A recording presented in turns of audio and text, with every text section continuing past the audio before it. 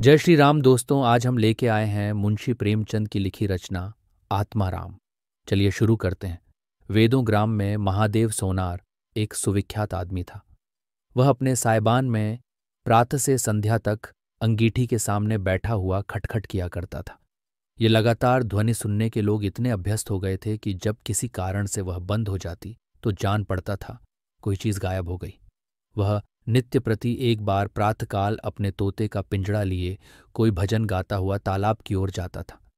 उस धंधले प्रकाश में उसका जर्जर शरीर, पोपला मुंह और झुकी हुई कमर देखकर किसी अपरिचित मनुष्य को उसके पिशाच होने का भ्रम हो सकता था।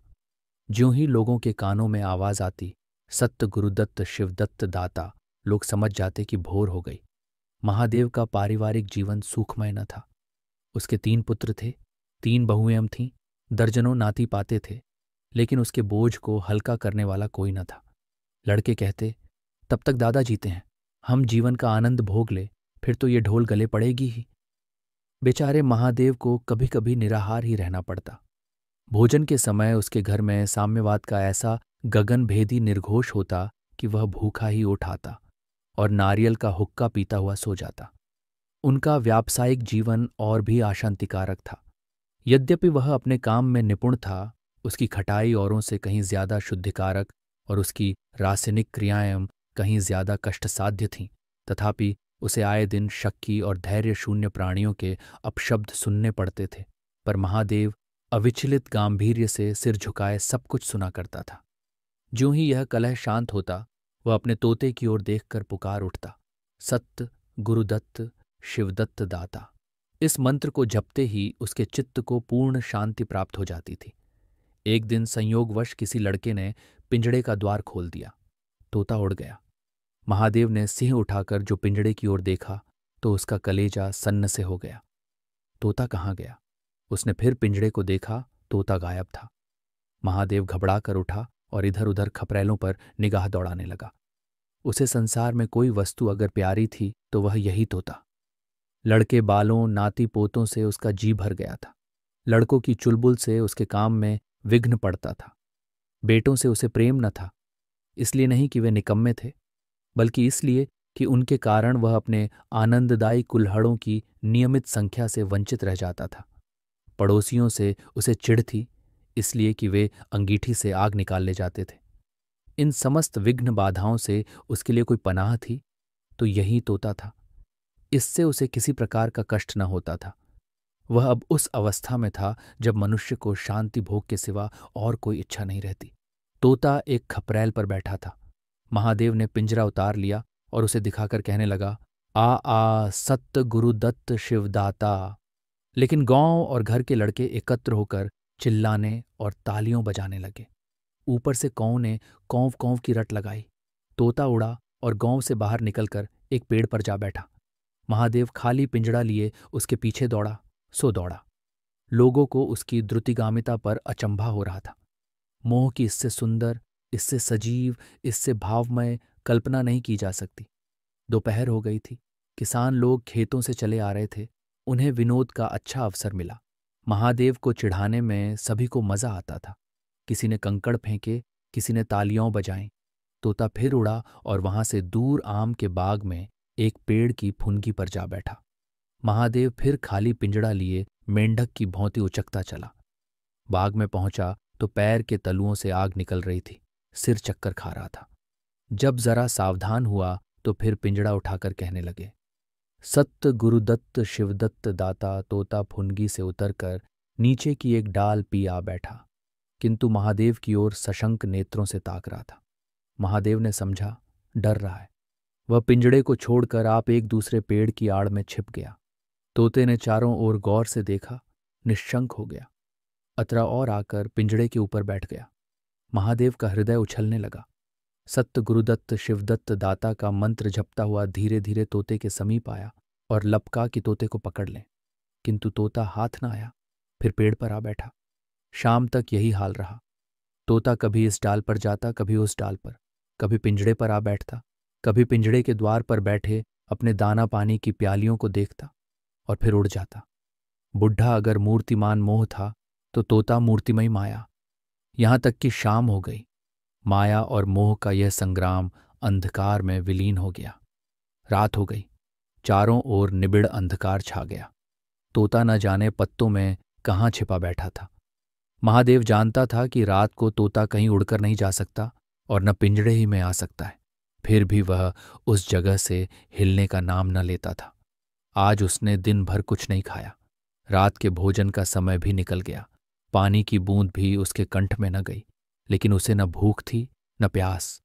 तोते के बिना उसे अपना जीवन निस्सार, शुष्क और सूना जान पड़ता था। वह दिन रात काम करता था, इसलिए कि यह उसकी अंत प्रेरणा थी। जीवन के और काम इसलिए करता था कि आदत थी। इन कामों में उसे अपनी सजीवता का लेश मात्र भी ज्ञान न होता था। तोता ही वह वस्तु था जो उसे चेतना की याद दिलाता था। उसका हाथ से जाना जीव का देह त्याग करना था। महादेव दिन भर का भूख प्यासा, थका मौदा रह रहकर झपकियों ले लेता था, किंतु एक क्षण में फिर चौंक कर आंखें खोल देता और उस विस्तृत अंधकार में उसकी आवाज सुनाई देती, सत्य गुरुदत्त शिवदत्त दाता। आधी रात गुजर गई थी। सहसा वह कोई आहट पाकर चौंका। देखा, एक दूसरे वृक्ष के नीचे एक धुंधला दीपक जल रहा है और कई आदमी बैठे हुए आपस में कुछ बातें कर रहे हैं। वे सब चिलम पी रहे थे। तमाखू की महक ने उसे अधीर कर दिया। उच्च स्वर से बोला, सत्य गुरुदत्त शिवदत्त दाता, और उन आदमियों की ओर चिलम पीने चला गया। किंतु जिस प्रकार बंदूक की आवाज सुनते ही हिरण्य भाग जाते हैं, उसी प्रकार उसे आते देख सब के सब उठकर भागे। कोई इधर गया, कोई उधर। महादेव चिल्लाने लगा, ठहरो ठहरो। एकाएक उसे ध्यान आ गया, ये सब चोर हैं। वह जारे से चिल्ला उठा, चोर चोर, पकड़ो पकड़ो। चोरों ने पीछे फिर कर न देखा। महादेव दीपक के पास गया तो उसे एक मलसा रखा हुआ मिला जो मोर्चे से काला हो रहा था। महादेव का हृदय उछलने लगा। उसने कलसे में हाथ डाला तो मोहरें थीं। उसने एक मोहरे बाहर निकाली और दीपक के उजाले में देखा। हाँ, मोहर थी। उसने तुरंत कलसा उठा लिया और दीपक बुझा दिया और पेड़ के नीचे छिपकर बैठ रहा। साह से चोर बन गया। उसे फिर शंका हुई, ऐसा न हो चोर लौट आवें और मुझे अकेला देखकर मोहरें छीन लें। उसने कुछ मोहर कमर में बौंधी, फिर एक सूखी लकड़ी से जमीन की मिट्टी हटाकर कई गड्ढे बनाए, उन्हें माहिरों से भरकर मिट्टी से ढक दिया। महादेव के अतरनेत्रों के सामने अब एक दूसरा जगत था, चिंताओं और कल्पना से परिपूर्ण। यद्यपि अभी कोष के हाथ से निकल जाने का भय था, पर अभिलाषाओं ने अपना काम शुरू कर दिया। एक पक्का मकान बन गया, सराफे की एक भारी दुकान खुल गई, निज संबंधियों से फिर नाता जुड़ गया, विलास की सामग्रियों एकत्रित हो गईं। तब तीर्थ यात्रा करने चले और वहां से लौटकर बड़े समारोह से यज्ञ ब्रह्मभोज हुआ। इसके पश्चात एक शिवालय और कुआं बन गया। एक बाग भी लग गया और वह नित्य प्रति कथा पुराण सुनने लगा। साधु संतों का आदर सत्कार होने लगा। अकस्मात उसे ध्यान आया, कहीं चोर आ जाए तो मैं भागूंगा क्यों कर। उसने परीक्षा करने के लिए कलसा उठाया और 200 पग तक बेतहाशा भागा हुआ चला गया। जान पड़ता था उसके पैरों में पर लग गए हैं। चिंता शांत हो गई। इन्हीं कल्पनाओं में रात व्यतीत हो गई। उषा का आगमन हुआ, हवा जागी, चिड़ियों गाने लगी। सहसा महादेव के कानों में आवाज आई, सत्य गुरुदत्त शिवदत्त दाता, राम के चरण में चित्त लगा। ये बोल सदैव महादेव की जिह्वा पर रहता था। दिन में सहस्रों ही बार ये शब्द उसके मुंह से निकलते थे, पर उनका धार्मिक भाव कभी भी उसके अंत कारण को स्पर्श न करता था। जैसे किसी बाजे से राग निकलता है, उसी प्रकार उसके मुंह से यह बोल निकलता था, निरर्थक और प्रभाव शून्य। तब उसका हृदय रूपी वृक्ष पत्र पल्लव विहीन था। ये निर्मल वायु उसे गुंजरित न कर सकती थी, पर अब उस वृक्ष में कोपलें और शाखाएं निकल आई थीं। इन वायु प्रवाह से झूम उठा, गूंजित हो गया। अरुणोदय का समय था। प्रकृति एक अनुरागमय प्रकाश में डूबी हुई थी।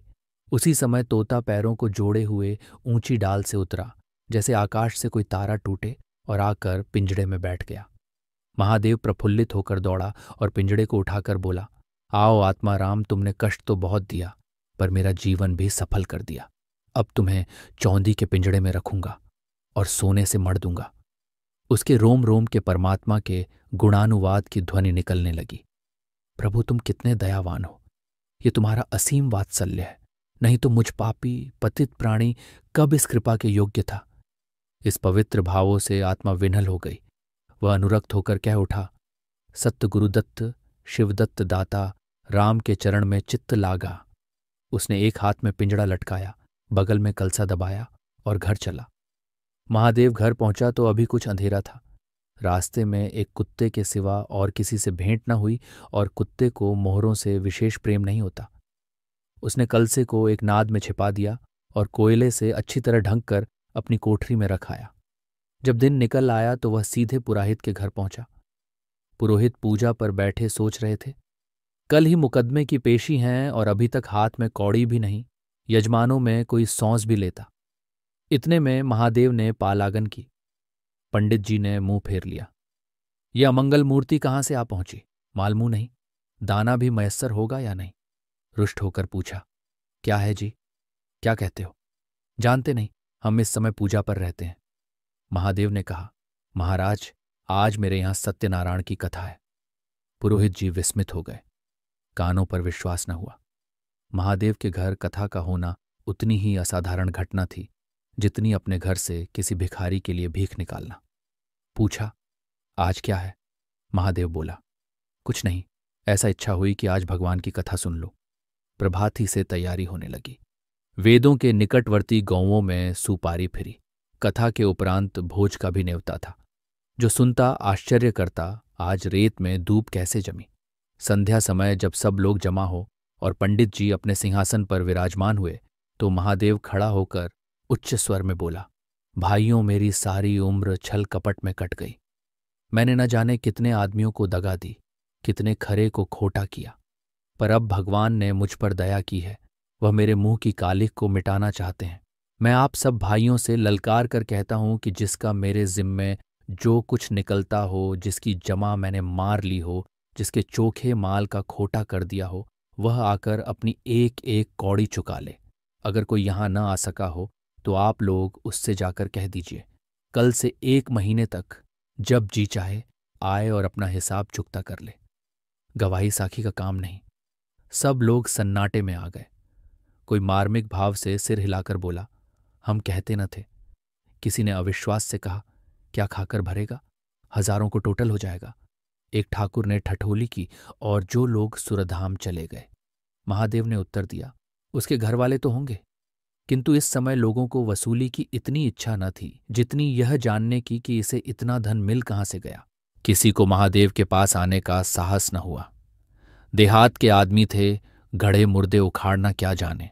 फिर प्रायः लोगों को याद भी न था कि उन्हें महादेव से क्या पाना है, और ऐसे पवित्र अवसर पर भूल चूक हो जाने का भय उनका मुंह बंद किए हुए था। सबसे बड़ी बात यह थी कि महादेव की साधुता ने उन्हीं वशीभूत कर लिया था।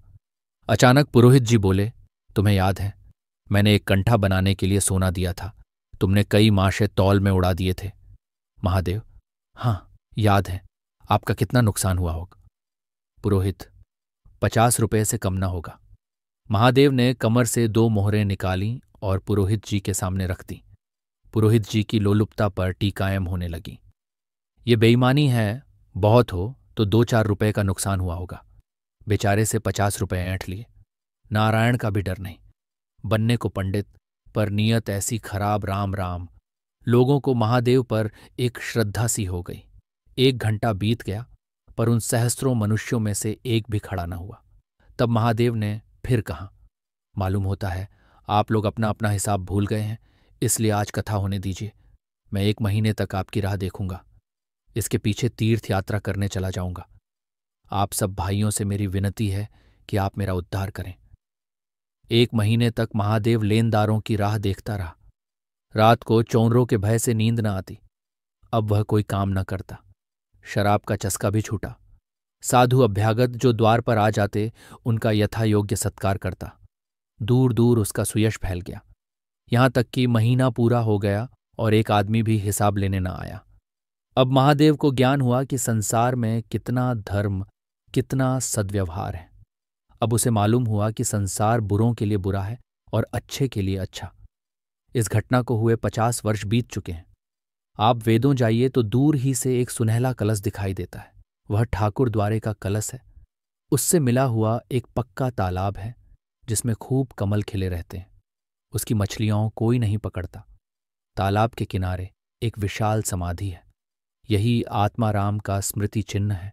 उसके संबंध में विभिन्न किंवदंतियों प्रचलित है। कोई कहता है वह रत्न जटित पिंजड़ा स्वर्ग को चला गया, कोई कहता वह सत्य गुरुदत्त कहता हुआ अंतर्ध्यान हो गया। पर यथार्थ ये है कि उस पक्षी रूपी चंद्र को किसी बिल्ली रूपी राहु ने ग्रस लिया। लोग कहते हैं आधी रात को अभी तक तालाब के किनारे आवाज आती है, सत्य गुरुदत्त शिवदत्त दाता राम के चरण में चित्त लागा। महादेव के विषय में भी कितनी ही जनश्रुतियों हैं। उनमें सबसे मान्य यह है कि आत्माराम के समाधिस्थ होने के बाद वह कई सन्यासियों के साथ हिमालय चला गया और वहां से लौटकर न आया। उसका नाम आत्माराम प्रसिद्ध हो गया। ऐसी और कहानियां के लिए हमारे चैनल को लाइक और सब्सक्राइब करें, कमेंट करें, बताएं आपको वीडियो कैसा लगा। धन्यवाद।